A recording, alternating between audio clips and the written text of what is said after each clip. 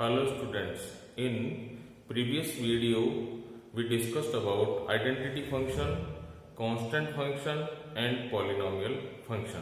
Now we will take next point, that is rational function. Rational function. Let fx and gx are two polynomials, then a function fx defined as fx upon gx is called rational function. A function in the form of fx upon gx is called rational function, where fx and gx both are polynomials. और polynomials के बारे में आप पहले बहुत कुछ पढ़ चुके हैं. अब इस पे हम एक उदाहरण लेते हैं, जैसे find domain of the function. Function fx equals to 1 upon x. आपको मालूम है कि ये कांस्टेंट है, 1 वो भी पॉलिनोमियल है और x है वो लीनियर फंक्शन है, मींस वो भी पॉलिनोमियल है. Also draw it's graph. तो देखिए, सबसे पहले हम निकालेंगे डोमेन. डोमेन का मतलब होता है कि set of values of x for which function is defined. खास तौर से ये किसके लिए है? रियल वैल्यूड फंक्शन के लिए है. For real valued function means इसमें x हमेशा रियल ही होगा, लेकिन रियल में भी वो वैल्यू x की लेंगे हम जहां पर फंक्शन डिफाइंड है. तो डिफाइंड होने से क्या मतलब हुआ?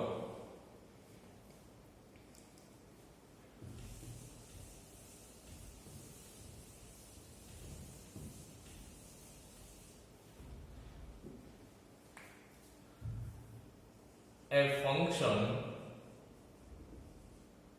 is defined for x means number 1 fx is finite, number 2 fx is real and determinable. कहने का मतलब क्या हुआ? फाइनाइट से मतलब है दैट इज, या यहां पे दो दैट इज, इस फंक्शन में फाइनाइट कब होगा? जब denominator in the function is not 0. और रियल का मतलब क्या होगा? That is quantity in the square root is positive, then function will be defined.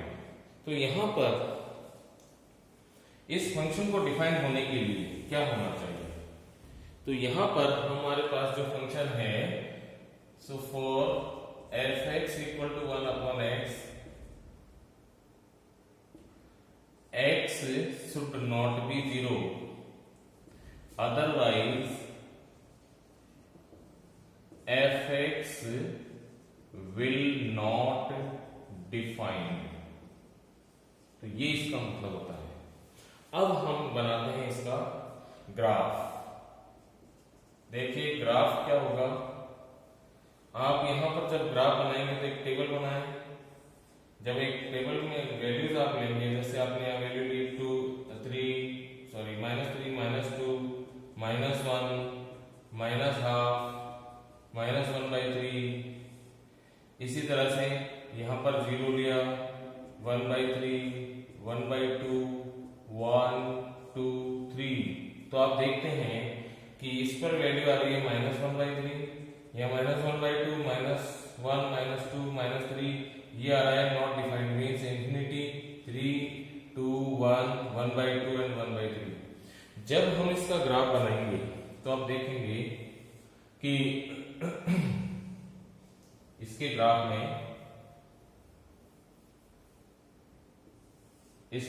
में हम वैल्यूज लेते हैं x की x एक्सिस पे, y की y एक्सिस पे। तो x की x एक्सिस पे लेते हैं हम -1 और -2, यहां पर आ जाएगी इसकी वैल्यू -3, यहां इसका 1, यहां 2 और यहां इसका 3 आ जाएगा।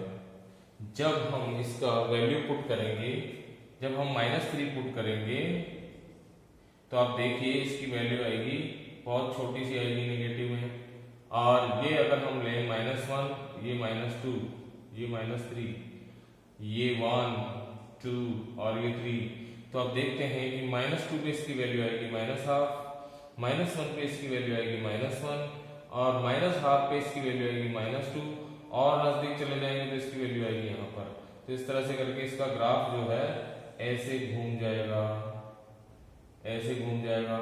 जबकि पॉजिटिव वैल्यूज के लिए क्या होगा कि जब 1 होगा तो 1 होगा, ½ होगा तो यहाँ 2 होगा, और जब यहाँ पर 1/3 होगा तो 3 होगा, जब यहाँ 2 होगा तो ½ होगा और 3 होगा तो 1/3 होगा। तो इस तरह से करके इसका ग्राफ यूं बनेगा। इसका मतलब क्या हुआ, इस ग्राफ से हमें पता चलता है कि जब x varies from -infinity to 0 minus, then fx varies from, यहां लगभग ये 0 होगा, टू नीचे कहां तक जाएगा -infinity। और पॉजिटिव डायरेक्शन में उस साइड में जब हम लेंगे तब आप देखते हैं कि जब x 0 से, जब x यहां 0 से इंफिनिटी तक जाएगा, when x varies from 0 plus 2, मैं लिख देता हूं, x varies from 0 plus to infinity। 0 plus का मतलब 0 से थोड़ा सा ज्यादा है, वहां से मतलब ये 0 पे तो डिफाइंड ही नहीं है, 0 से थोड़ा ज्यादा पर जब x होता है वहां से लेकर x इंफिनिटी तक जा रहा होता है, तब फंक्शन वेरीज फ्रॉम, ये फंक्शन यहां पर इंफिनिटी की तरफ से आ रहा है और कहां जा रहा है, 0 की तरफ जा रहा है, क्योंकि यहां पर x एक्सिस पे y की वैल्यू क्या हो जाएगी 0, तो infinity to 0। Therefore range of function will be -infinity to +infinity।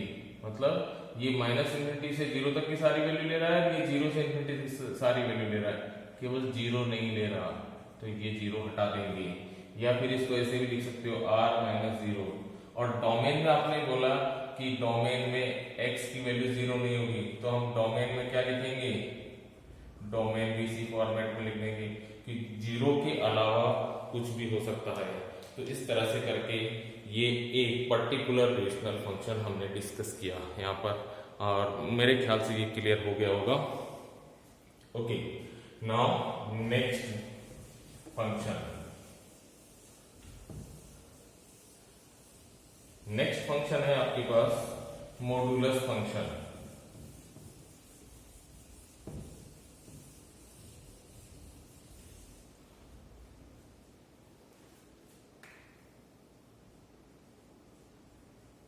Modulus function, इसका दूसरा नाम भी है और एब्सोल्यूट वैल्यू फंक्शन।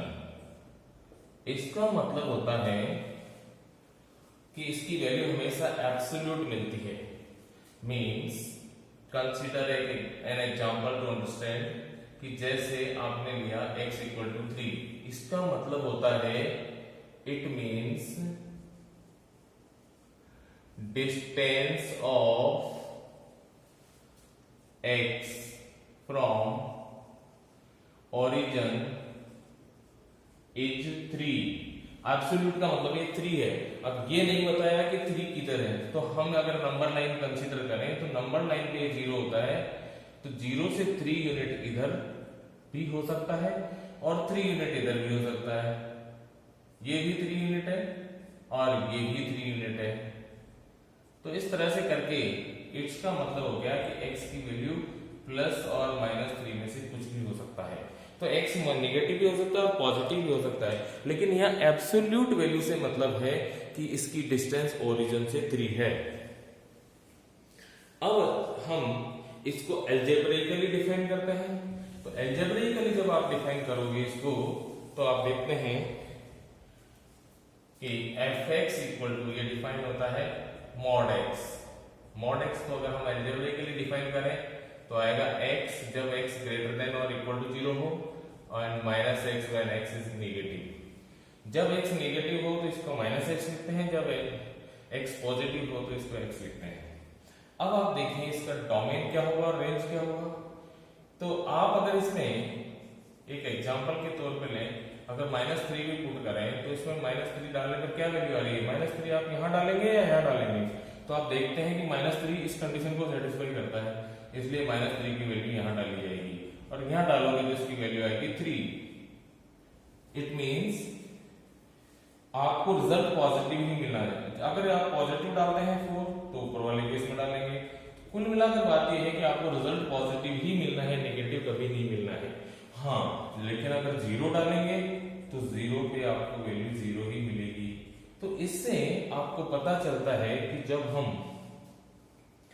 कुछ भी वैल्यू डालें, नेगेटिव या पॉजिटिव, तो आपको पॉजिटिव वैल्यू मिलता है। तो डोमेन तो इसमें आ जाएगा सेट ऑफ रियल नंबर्स, क्योंकि हम कोई सी वैल्यू पुट कर सकते हैं। और रेंज इस फंक्शन का आप देख रहे हैं कि नेगेटिव आना ही नहीं है, मतलब नॉन नेगेटिव नंबर आना है तो 0 से इंफिनिटी तक कुछ भी आ सकता है, लेकिन 0 इंक्लूड है और इंफिनिटी एक्सक्लूडेड है, because infinity is very large number and we don't know what is actual position of it. That's why this is always open interval. Okay, now plot its graph. If you see its graph, then graph can be plotted like this with the help of table. आप एक छोटी सी table बना लें, x fx -2 -1 0 1 2, तो आपको हमेशा value वही मिलनी है। तो आप देखिए जब आप इसका ग्राफ बनाएंगे, ये 1 2 3 और ये y, ये -1, ये -2, ये -3 और दिस इज 1 2 और 3। जब आपने 0 पुट किया तो 0 ही आ रहा है, 1 पुट किया तो 1 आ रहा है, 2 पुट किया तो 2 आ रहा है। मीन्स आपको एक स्ट्रेट लाइन मिल गई इधर। Similarly, when you are putting -1, you are getting 1. Putting -2, you are getting again 2. And putting 3, -3, then you are getting -3. So in this way, this is another straight line. So you got, this is the graph of mod x. In this case, fx equal to x it will be, while in this case it will be fx equal to -x. So in this way you can redefine it, means इसको ऐसे लिखना redefine of the function कहलाता है। और आपने देखा कि इस एब्सोल्यूट वैल्यू फंक्शन में हमेशा रिजल्ट पॉजिटिव ही आता है, इसलिए इसकी रेंज 0 से इंफिनिटी है और domain set of real numbers है। और इसमें आपको कोई क्वेरी नहीं होनी चाहिए। Okay, after it take one more example for the same. अगर हम इसी का ग्राफ यूज करके एक दूसरे पार्ट का ग्राफ बनाए, for example draw graph of fx equal to mod x minus 3। तो आप देखते हैं कि इसका ग्राफ बनाने के लिए वही आप x की वैल्यू डालेंगे, fx की वैल्यू आएगी आपके पास -3, -2, -1, 0, 1, 2 एंड 3। और जब आप देखेंगे -3 पुट करने पे 0 आ रहा है, -2 पुट करने पे -1 आ रहा है, और ये पुट करने पे -2, इस पे -3, इस पे -2, फिर -1, फिर 0। तो आप देखते हैं कि अगर हम जो ग्राफ बना रहे थे, किसका, ये जो ग्राफ बनाया था, ये mod x का ग्राफ है, fx equal to mod x का ग्राफ है। अब ये कह रहा है इसमें से 3 माइनस कर दो, तो 3 माइनस करने का मतलब हो गया कि 3 यूनिट नीचे की तरफ खिसक जाएगा ग्राफ। तो you will get this graph with the help of this mod x only. So इसका ग्राफ जो आएगा वो आएगा -x -3, और ये पार्ट आएगा x -3 के लिए। ये जब आएगा जब x नेगेटिव है, ये जब आएगा जब x greater than equal to 0 है। अब हम इसका निकालते हैं डोमेन। तो डोमेन होता है वही जो x की वैल्यू हम कुछ भी पुट कर सकते हैं। रेंज की बात करें तो आपको मालूम है कि लीस्ट वैल्यू इस पे क्या आ रही है, लीस्ट वैल्यू आ रही है इसकी -3। हाईएस्ट का कोई लिमिट नहीं है, तो इसका रेंज आएगा -3 टू इंफिनिटी। इस तरह से आप इसका ग्राफ बना सकते हैं। और एक और एग्जांपल देखें इसी का। अगर ये ग्राफ ऐसा बनाया जाए, ये ग्राफ ऐसा बनाया जाए 5 माइनस mod x, तो क्या चेंज आएगा? तो देखिए, and find its domain and range. तो देखिए कैसे सॉल्व होगा ये, कि आप पहले तो इस mod x का ग्राफ बनाएंगे, ड्रॉ दिस। तो आपको मालूम है कि इसका ग्राफ ऐसा आता है, इसका ग्राफ ऐसे आता है। अब ये कह रहा है इसको माइनस से मल्टीप्लाई करो, तो माइनस से मल्टीप्लाई करने पर इसका ग्राफ क्या हो जाएगा? ये तो होता है fx equal to mod x का ग्राफ। अगर आप इसको माइनस से मल्टीप्लाई करोगे तो इसका ग्राफ यूं चला जाएगा। ये ग्राफ किसका होता है? -x का। This is origin. और अब इसमें 5 ऐड कर दें। ये ग्राफ किसका है? fx equal to minus mod x का। और जब इसमें 5 ऐड कर दें तो 5 ऐड करने पर क्या होगा कि इसका ग्राफ जो है ऊपर की तरफ 5 यूनिट शिफ्ट हो जाएगा।